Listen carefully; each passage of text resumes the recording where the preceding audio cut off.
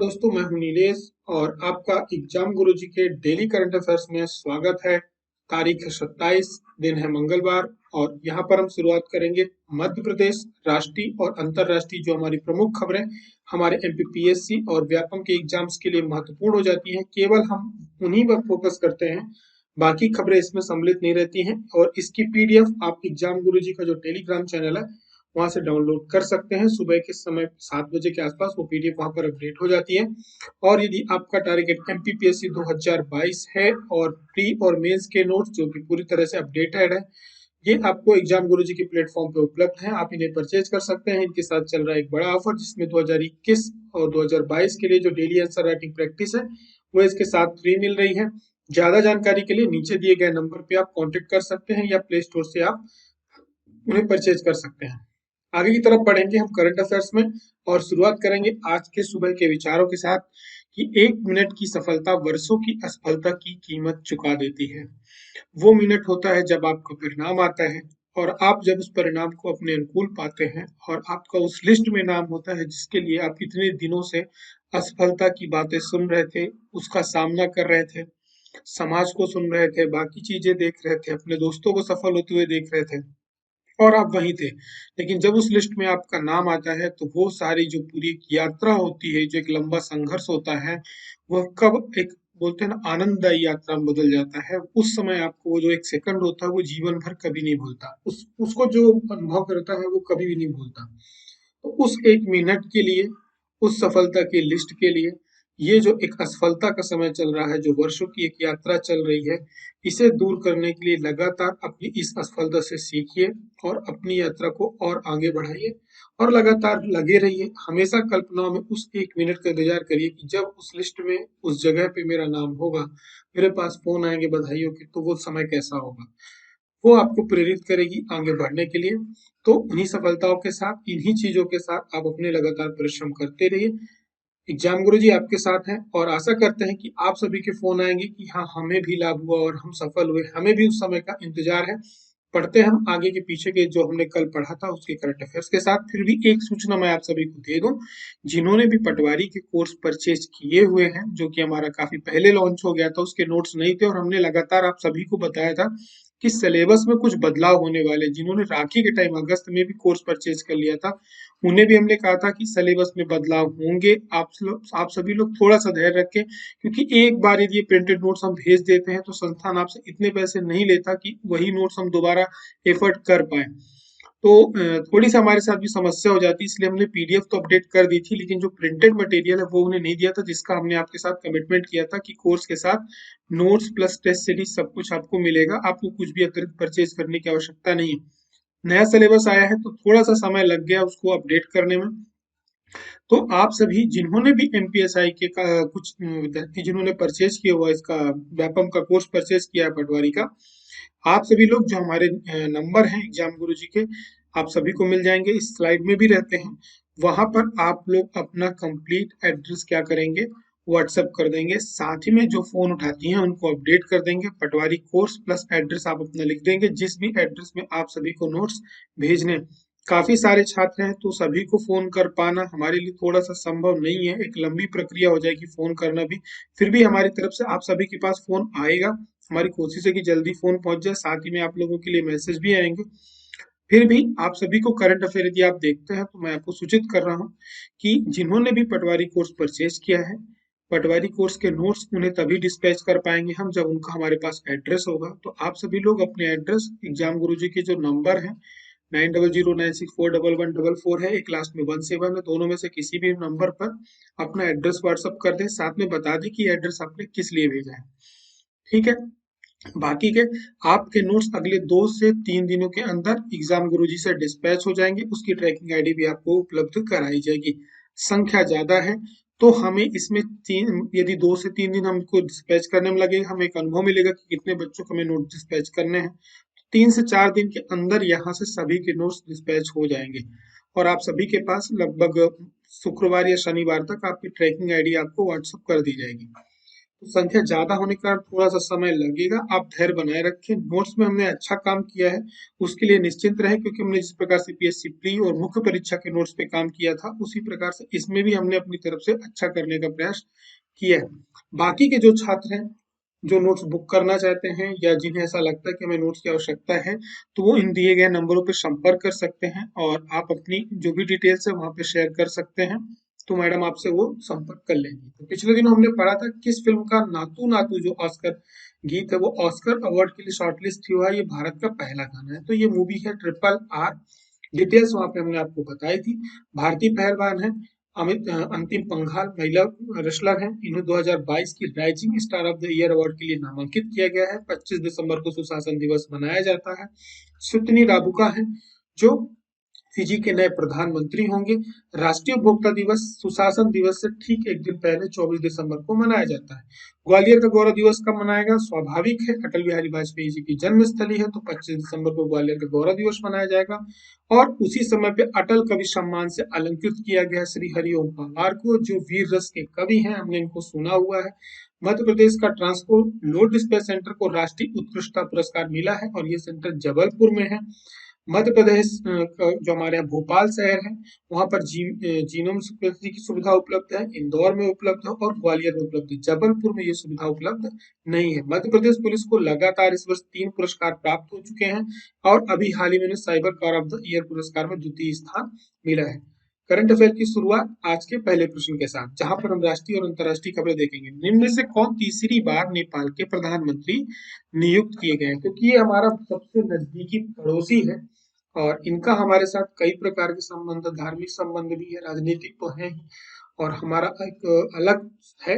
तो पुष्प कमल दहल प्रचंड है जो यहाँ के तीसरी बार प्रधानमंत्री नियुक्त किए गए। थोड़ा सा भारत के लिए चिंताजनक खबर है, क्योंकि ये जो सरकार बनी है वर्तमान में नेपाल पे, ये पूर्ण बहुमत वाली सरकार नहीं है। हमारे यहाँ जैसे राज्यों में मुख्यमंत्रियों का क्या होता है, पदों का बंटवारा होता है। जैसे महाराष्ट्र का जो आपने घटनाक्रम देखा था, दो पार्टियों के बीच एक साझा कार्यक्रम था, कुछ समय के लिए ये रहेंगे, कुछ समय के लिए ये रहेंगे, ऐसा ये लोग करते हैं। ठीक है, तो इस बार भी क्या हुआ है कि नेपाल में पूर्ण बहुमत की सरकार नहीं बनी है। और थोड़ा सा खबरों में इसलिए भी था क्योंकि हमारे यहाँ के जो प्रमुख चुनाव आयुक्त थे वहां पे चुनाव पर्यवेक्षक के रूप में गए थे नेपाल पे, जो अभी ये इलेक्शन हुए। यहाँ पर दो पार्टियां हैं, एक तो यूनिफाइड कम्युनिस्ट पार्टी है, दूसरी लेफ्टिस्ट है, स्वराष्ट्रीय स्वतंत्र पार्टी है, प्रजातंत्र पार्टी है। तो इन सब कई पार्टियों ने मिलकर के सरकार बनाई है और जो प्रधानमंत्री पद रहेगा ये आधे आधे समय के लिए इन्होंने बांटा है। तो जो पुष्प कमल दहल है, ये प्रधानमंत्री के रूप में इनको पहला अवसर दिया गया है। ये नेपाली कांग्रेस पार्टी है, उसके जो नेता शेर बहादुर देवो की जगह लेंगे अब ये। और ये थोड़े से चीनी समर्थक माने जाते हैं और इनके बाद जो अगले प्रधानमंत्री जिनका नाम चल रहा है कि वो होंगे, वो भी चीनी समर्थक माने जाते हैं। ये थोड़ा सा मिश्रित है, इनका झुकाव चीन की तरफ ज्यादा रहता है, लेकिन थोड़ा सा भारत की तरफ भी रहता है, ये बैलेंस रहते हैं। लेकिन जो दूसरे हैं केपी ओली, उनका पूरा का पूरा झुकाव जो रहता है वो चीन की तरफ रहता है।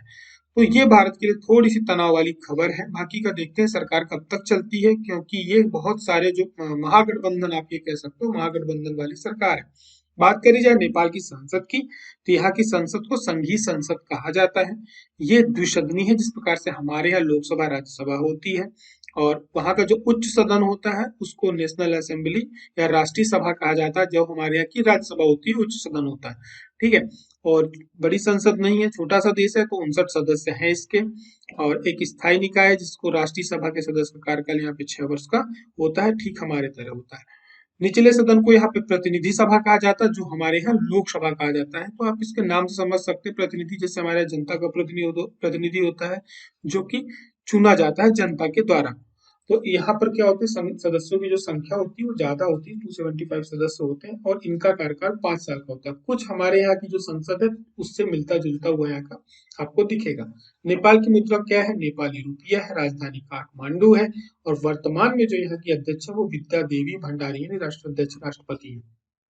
आगे की तरफ बात करें, CEBR के अनुसार भारत कब तक दुनिया की तीसरी सबसे बड़ी अर्थव्यवस्था बन जाएगा? तो 2037 तक भारत दुनिया की तीसरी सबसे बड़ी अर्थव्यवस्था बन जाएगा। ये जो जिन्होंने ये रिसर्च की है, यूनाइटेड किंगडम वहां पर स्थित है। ये वहाँ की आर्थिक सलाहकार संस्था है, centre for economics and business research, यानी CEBR। इन्होंने भविष्यवाणी करी है कि भारत जो है वर्ष 2037 तक विश्व की तीसरी सबसे बड़ी अर्थव्यवस्था बन जाएगा। इसके अलावा इनकी जो रिपोर्ट है उसका नाम है वर्ल्ड इकोनॉमिक लीग टेबल। इसका जो शीर्षक इन्होंने इसका ये रखा है। तो इसकी बात करी जाए तो इनने जो पूरा का पूरा ये अनुमान लगाया, जो ये सर्वे किया था, ये 191 देशों के बीच में किया था। और 2022 तक, अभी जो वर्तमान में यदि आप बात करो तो भारत जो है 2022 में विश्व की जो वर्तमान में आर्थिक लीग है या जो टेबल है उसमें भारत किस पे है, 5वें स्थान पर है। किसके साथ? चीन, चाइना के साथ में। ठीक है। अब इसके बाद क्या है, 2037 तक भारत जो है तीसरे नंबर पे पहुंच जाएगा। वहीं पे यदि आप बात करोगे IMF की, तो वर्तमान में भारत जो है इनके अनुसार 2027-28 तक दुनिया की तीसरी सबसे बड़ी अर्थव्यवस्था बन जाएगा। तो इनका जो अनुमान है IMF का 27-28 तक। कई बार हमारे यहाँ पेपर में पूछ लिया जाता है, आपने देखा होगा कि कई बार पेपर में IMF ने जो ग्रोथ रेट दी है भारत की वो कितनी दी है, आपसे ये पूछ लिया जाता है। पिछली बारी प्रश्न में जो आया था हमारे पेपर में, उसमें आर्थिक सर्वेक्षण के अनुसार आया था कि आर्थिक सर्वेक्षण में मेंशन है। लेकिन तो ये प्रश्न यहाँ से हमारे बनने की संभावना रहती है। तो IMF के अनुसार यदि बात करें तो भारत 2027-28 तक दुनिया की तीसरी सबसे बड़ी अर्थव्यवस्था बन जाएगा। वहीं जो SBI का इको रैप है, इसके अनुसार 2029 तक भारत दुनिया की सबसे बड़ी अर्थव्यवस्था बनने की संभावना है। और IMF के अनुसार 2022-23 तक भारत के ग्रेट ब्रिटेन के आगे निकल जाने और संयुक्त राज्य अमेरिका, चीन, जापान, जर्मनी के बाद 5वीं सबसे बड़ी अर्थव्यवस्था बनने की संभावना जो बन चुका है। हम ग्रेट ब्रिटेन से आगे निकल चुके हैं। ठीक है। तो अब यदि इनकी बात करेंगे तो EBR की, इनकी CEBR की, तो इसके अनुसार 2037 है। लेकिन प्रश्न यदि आपसे बनता है तो CEBR के अनुसार 2037, IMF के अनुसार 2027-28 और SBI इको कैप के साथ 2029। बढ़ते हम लोग आगे की तरफ प्रश्न क्रमांक 3 में। नव वर्ष को चिन्हित करने के लिए किस राज्य में लोसर महोत्सव मनाया जाता है? तो ये मनाया जाता है लद्दाख में। ला से लद्दाख, ल से लोसर। याद रखेंगे, यहाँ पे नव वर्ष की ये शुरुआत होती है। बहुत बड़ा महोत्सव है इनका। ये सामाजिक के साथ साथ धार्मिक महोत्सव भी लद्दाख का प्रमुख है। तो यहाँ पर भी 24 दिसंबर को हाल ही में ये पूरा का पूरा जो कार्यक्रम होता है 15 दिन तक चलता है और काफी धूमधाम से मनाते हैं। लैंप वगैरह जलाते हैं, जिससे हमारे यहाँ दिवाली होती है उसी प्रकार से यहाँ पर पूरा का पूरा एक कार्यक्रम आयोजित होता है। और इनका एक फूड है, खूरा और काप से ये परोसा जाता है। ठीक है। हमारे यहाँ गुजिया वगैरह बनती है कुछ फेस्टिवल्स पे, अलग अलग फेस्टिवल्स में हमारे यहाँ भी अलग अलग। तो अभी मकर संक्रांति आ रही तो आपको तिल के आइटम मिलेंगे। तो इसी प्रकार से वहां का भी क्या होते हैं, कुछ भोज्य पदार्थ होते हैं वो वहाँ के फेमस होते हैं, वो बनाए जाते हैं। लेकिन साथ में इनमें क्या होता है, जो इनके परिजन होते हैं, जो दिवंगत होते हैं, तो उनकी स्मृति में भी ये लोग क्या करते हैं, कुछ भोजन उन्हें अर्पित करते हैं। मान्यता है उन्हें कि उनको भोजन मिलता है। और साथ ही में ये लोग क्या होता है, इनका जो एक स्थान है आइबैक्स के सम्मान में ये लोग नृत्य और गायन करते हुए कैलाश पर्वत की क्या करते हैं, यात्रा करते हैं। अब नए साल का जो ये स्वागत करते हैं, ये आइबैक्स सूर्य और चंद्रमा का प्रतिरूप बना करके इसके अपने रसोई की दीवारों पर आटे का एक शुभ प्रतीक बना करके इसको क्या करते हैं, पूजा जाता है। और ये लद्दाखी का क्या है, नववर्ष का प्रतीक है। बौद्धों में एक साथ अपनी संस्कृति विरासत को एक साथ मनाने का एक समय होता है। बढ़ते हैं सर्वश्रेष्ठ व्यंजनों की सूची में भारत का जो व्यंजन है ये किस स्थान पर? तो ये जो है 5वें स्थान पर है। और ये एक बहुत बड़ी हमारे गर्व की बात है। अभी हाल ही में क्या हुआ कि जो एक टेस्ट एटलस करके एक वेबसाइट है, इन्होंने सर्वे किया था दुनिया के सभी व्यंजनों की, जिसमें भारत का जो व्यंजन है अपने आप में एक बहुत बड़ी बात है। हमारे यहाँ के जो व्यंजन है ये 5वें स्थान पर है। भारत जो अब आप फूड टूरिज्म हमारे यहाँ काफी तेजी से बढ़ रहा है, लोगों का खाने का नेचर भी बढ़ रहा है। साथ में हमारे यहाँ क्या है कि बहुत ही कम दूरी पर कोस कोस में हमारे यहाँ एक जो कहावत चलती है, पानी बदलता है वाणी बदलती है, उसी प्रकार से हमारे यहाँ भोजन भी बदलता है। हमारे मध्य प्रदेश के अंदर ही हर जिले का आपने देखा होगा ODOP प्रोग्राम के अंतर्गत आपको काफी सारे व्यंजन वहां पर देखने को मिल रहे होंगे। तो इसी प्रकार से क्या है, हमारे यहाँ व्यंजनों में भी इतनी ज्यादा विविधताएं हैं। लेकिन साथ ही में क्या है, जो यदि दुनिया पे बात करी जाए तो हमारे अपने यहाँ पे जैसे साउथ इंडियन फूड्स काफी पसंद किए जाते हैं। लेकिन जब दुनिया के उसकी श्रेणी की बात आती है तो हमारे लिए ऐसा एक संभावना नहीं थी कि हम टॉप 5 पे होंगे। लेकिन जो इन्होंने सूची निकाली उसमें भारत टॉप 5 में है।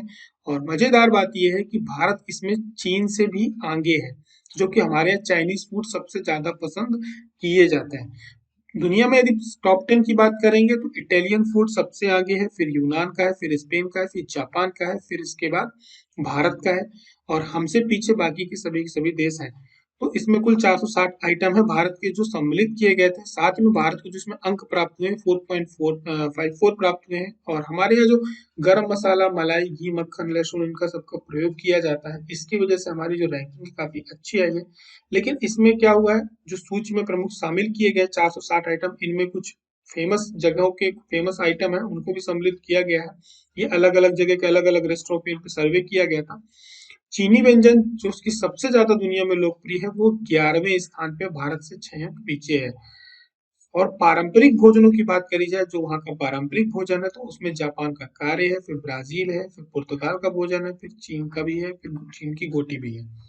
बढ़ते हम लोग प्रश्न क्रमांक 5 की तरफ। प्रश्न क्रमांक 5 है जो गरुड़ एयरोस्पेस है, इसका कौन सा ड्रोन है जो कि डीजीसीए द्वारा अब प्रमाणित इसको मिल गया है, प्रमाण पत्र मिल गया है और ये भारत का पहला ड्रोन स्टार्टअप बन गया है जिसको दोहरा प्रमाण पत्र प्राप्त हुआ है, यानी दोनों जगह से प्रमाण पत्र प्राप्त हो गया है। तो ये है किसान ड्रोन, ये गरुड़ स्पेस के द्वारा बनाया गया है। धोनी ने इस पे क्या किया है, इस पे प्रमोशन भी किया है, उन्होंने पैसा भी लगाया है।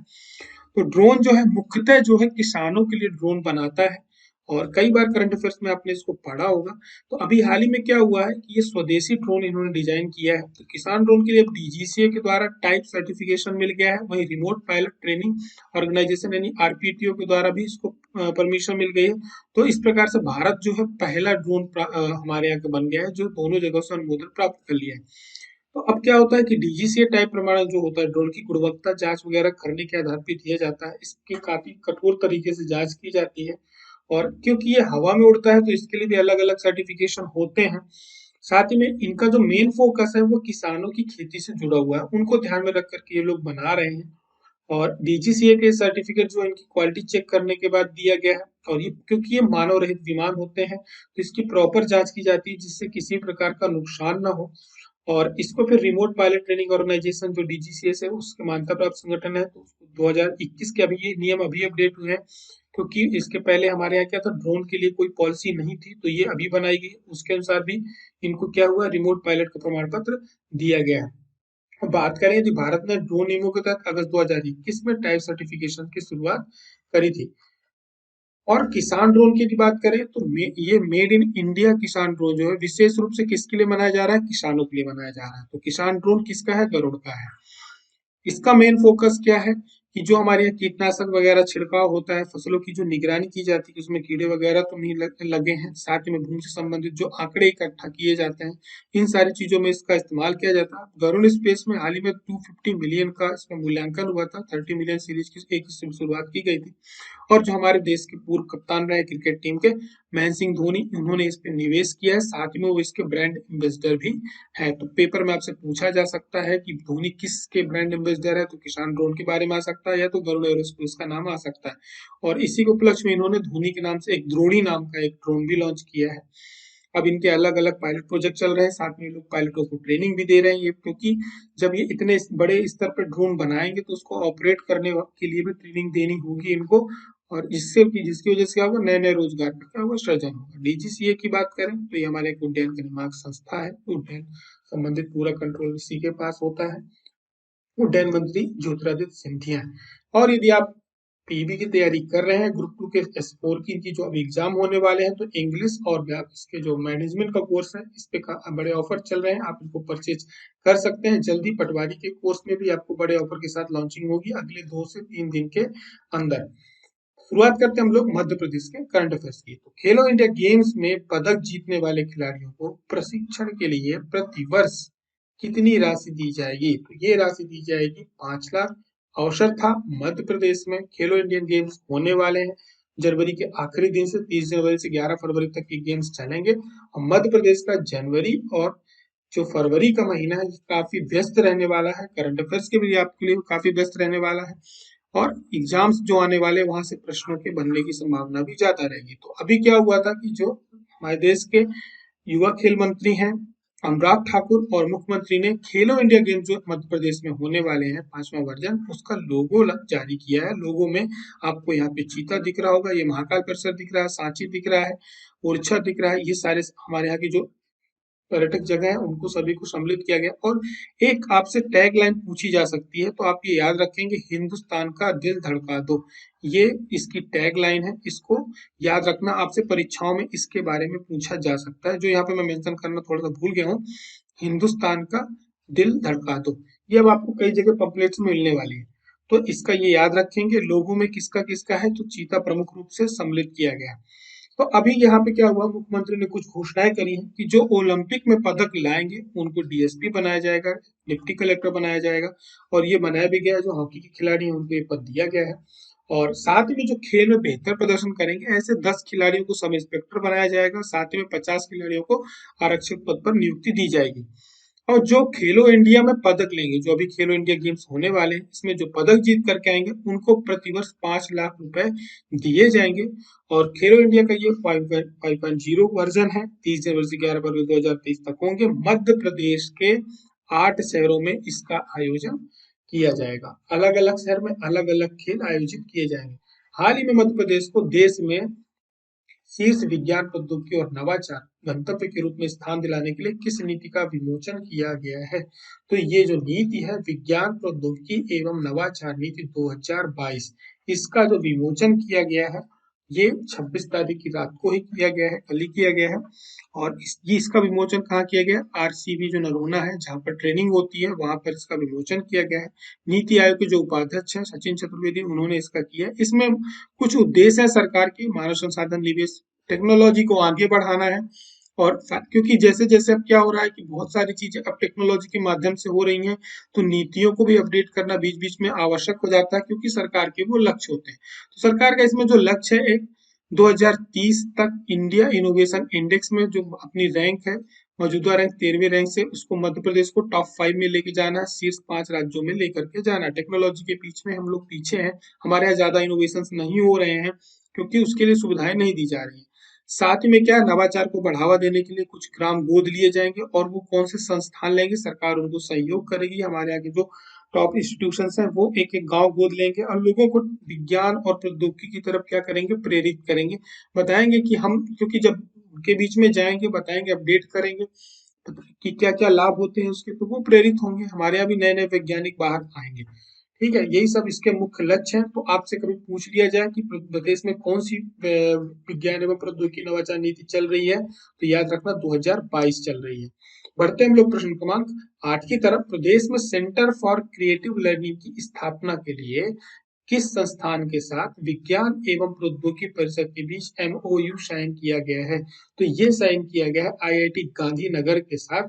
कुछ अभी जब ये नवाचार नीति, जो विज्ञान प्रौद्योगिकी एवं नवाचार नीति है, ये जब लॉन्च की गई थी, तो इसी के साथ कुछ असाइनमेंट साइन हुए हैं। तो हमारे यहाँ क्या हुआ है, एक जो असाइनमेंट हुआ है, कर्मचारियों और अधिकारियों की क्षमता संवर्धन के लिए, उनको ट्रेन करने के लिए कैपेसिटी बिल्डिंग मशीन कमीशन और मध्य प्रदेश सरकार के बीच में एक एमओयू साइन हुआ है। वहीं दूसरा, प्रदेश के सेंटर फॉर क्रिएटिव लर्निंग की स्थापना के लिए आईआईटी गांधीनगर और विज्ञान एवं प्रौद्योगिकी परिषद के बीच भी एमओयू साइन किए गए हैं। और इसी के साथ ही क्या है, मध्य प्रदेश में एक्सपोर्ट प्रमोशन काउंसिल का भी गठन किया गया है, जिसके माध्यम से मध्य प्रदेश का जो उद्देश्य है कि देश की जीडीपी में हमारा 550 बिलियन डॉलर को लक्ष्य को प्राप्त किया जाए। यानी प्रदेश जो है हमारा मध्य प्रदेश 550 बिलियन डॉलर का सहयोग करे देश को 5 ट्रिलियन की इकोनॉमी होने में। तो आपसे यदि पेपर में पूछा जाएगा तो कितने मध्य प्रदेश का कितने रुपए योगदान का लक्ष्य है, तो 550 बिलियन डॉलर का लक्ष्य रखा गया है 5 ट्रिलियन बनाने में। और इसके अलावा मध्य प्रदेश को अभी best emerging state in millets promotion का अवार्ड भी दिया गया था। क्यों दिया गया था, वो इसलिए दिया गया था कि जो हमारे यहाँ प्रोटीन, जो प्लांट बेस्ड प्रोटीन का उत्पादन होता है, उसमें मध्य प्रदेश का जो योगदान है पूरे देश में 38% का है। प्लांट बेस्ड प्रोटीन में आपके मोटे अनाज आते हैं जिनमें प्रोटीन की मात्रा ज्यादा होती है, एक तरह से आप ये कह सकते हैं ऑर्गेनिक प्रोटीन।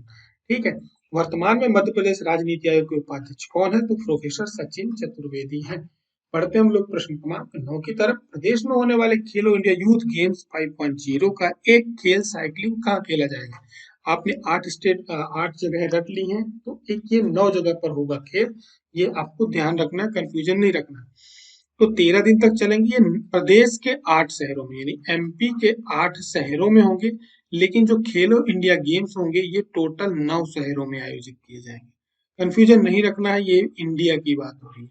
तो एक खेल ऐसा है साइकिलिंग, जो कि मध्य प्रदेश के अंदर नहीं आयोजित किया जाएगा। ये किया जाएगा कहाँ? दिल्ली में। केवल एक खेल खेला जाएगा। तो यदि आपसे पूछ लिया जाएगा मध्य प्रदेश के अंदर कितने शहरों में खेल आयोजित हुए हैं, तो मध्य प्रदेश के 8 शहरों में हुए हैं। खेलो इंडिया गेम्स कितने शहरों में आयोजित हुए हैं, तो ये 9 में हुए हैं। अब मध्य प्रदेश के बाहर कहाँ हुआ है? दिल्ली में हुआ है। और कौन सा खेल हुआ है? साइकिलिंग का आयोजन किया गया है। बाकी के जो 8 होंगे वो भोपाल होगा, इंदौर होगा, उज्जैन होगा, ग्वालियर होगा, जबलपुर होगा। ये शहर हमें याद रहते हैं। मंडला, महेश्वर और बालाघाट इसमें जोड़ लेना है। 31 जनवरी से 11 फरवरी की तारीख याद रखनी है। मध्य प्रदेश का जो बजट है, खेल बजट, ये कितना है? लगातार मुख्यमंत्री कह रहे हैं तो 350 करोड़ का है। प्रदेश में 18 खेलों की 11 अकेडमी चल रही हैं। ब्रेक डांसिंग को इस वर्ष पेरिस ओलंपिक 2024 में खेल के रूप में शामिल किया गया है। और वर्तमान में मध्य प्रदेश की खेल मंत्री कौन है? तो श्रीमती यशोधरा राजे सिंधिया है।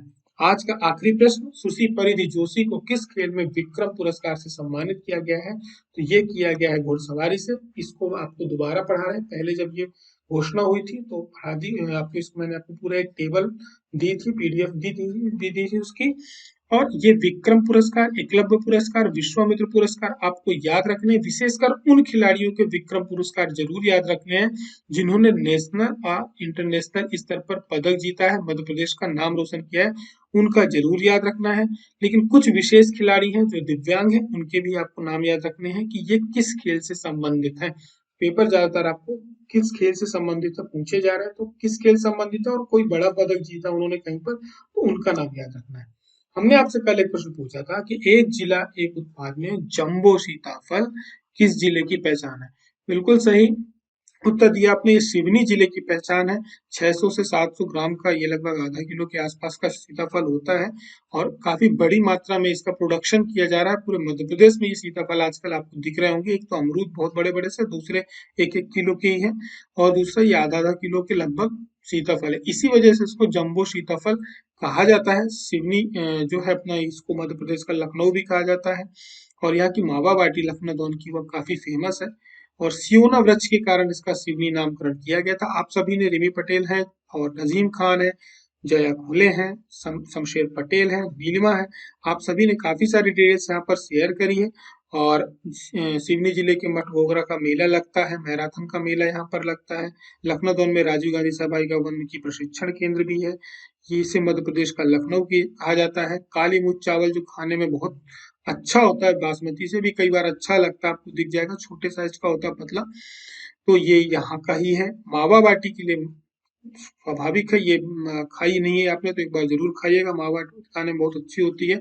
साथ में सीताफल की मैंने आपको कल भी बोला था कि आइसक्रीम जरूर खाना, बहुत बढ़िया टेस्टी होती है। तो ये सारी चीजें इसकी फेमस है, आप सभी ने बता दिया था। और आप सभी लोग लगातार आंसर करते हैं, ये बहुत बढ़िया चीज है। और यहाँ पर काफी कुछ जानने को जानकारी मिल जाती है। और सियोना वृक्ष की हमने दवाइयाँ तो सुनी थी, लेकिन विशेषकर ढोलक भी बनाई जाती है। ये एक अच्छी जानकारी यहाँ पर निकल करके आई है। और इसके अलावा बाकी के आप सभी लोग, अब चलते हैं हम लोग आगे की तरफ आज के प्रश्न पे। जल जीवन मिशन के तहत प्रत्येक ग्रामीण परिवार को प्रतिदिन कितने लीटर पानी उपलब्ध कराने का लक्ष्य है, या कितने लीटर पानी उपलब्ध कराया जाएगा? आपको मैंने एडीपीओ के पेपर को सॉल्व करने को कहा था। एग्जाम गुरु जी के टेलीग्राम चैनल पर वो पेपर डाल दिया गया है। शायद शमशेर ने बोला था कि पेपर डाल दिएगा सर, तो मैंने उसी दिन डाल दिया था, रात में ही पेपर अपडेट कर दिया था। आप लोग एक बार, मैं बार बार बोल रहा हूँ, पेपर जरूर देख लें। और इसके पहले जो पेपर हुए हैं एमपी वाले सेक्शन भी देख लें। आपसे प्रश्न डीप में जाकर के पूछे जा रहे हैं, योजनाओं से भी। तो अब धीरे धीरे हम उसकी तरफ भी बढ़ रहे हैं। पेपर एनालिसिस करने के बाद क्वेश्चन भी हम उसी प्रकार से धीरे धीरे बनाएंगे। तो जल जीवन मिशन के अंतर्गत कितने लीटर पानी उपलब्ध कराया जाएगा एक परिवार को? ये पूरे भारत के लिए एक ट्रेडमार्क बनाया गया है कि इतने लीटर का पानी दिया जाने का लक्ष्य है। तो राइट आंसर नीचे की तरफ कमेंट करके देना है। और साथ में इस जल जीवन मिशन के बारे में आपको बताना है। और एक नीति आयोग की रिपोर्ट भी आई थी जल से संबंधित, यदि आप सभी ने उसको पढ़ा है तो बताना कि मध्य प्रदेश की रैंक कौन सी है। ठीक है। जल जीवन मिशन क्या है, कब से चालू किया गया, मध्य प्रदेश का कौन सा जिला पूरे भारत में सबसे ज्यादा नाम कमाया है कि सबसे पहला 100% वहां पे पानी पंप के माध्यम से पहुंचा दिया गया है, ठीक है, पाइपलाइन के माध्यम से। तो आप सभी लोग कमेंट करके जरूर बताएं। हमारी और आपकी मुलाकात जो होगी अगले करंट अफेयर्स में होगी। आप सभी को करंट अफेयर पसंद आ रहा है तो शेयर करना नहीं भूले, चैनल को सब्सक्राइब जरूर कर लें। पीडीएफ टेलीग्राम चैनल से आप सभी को डाउनलोड कर लेनी है। फिर और हमारी आपकी मुलाकात होती है अगले करंट अफेयर्स के साथ। तब तक आप सभी अपना ध्यान रखें, पढ़ाई चालू करके रखें।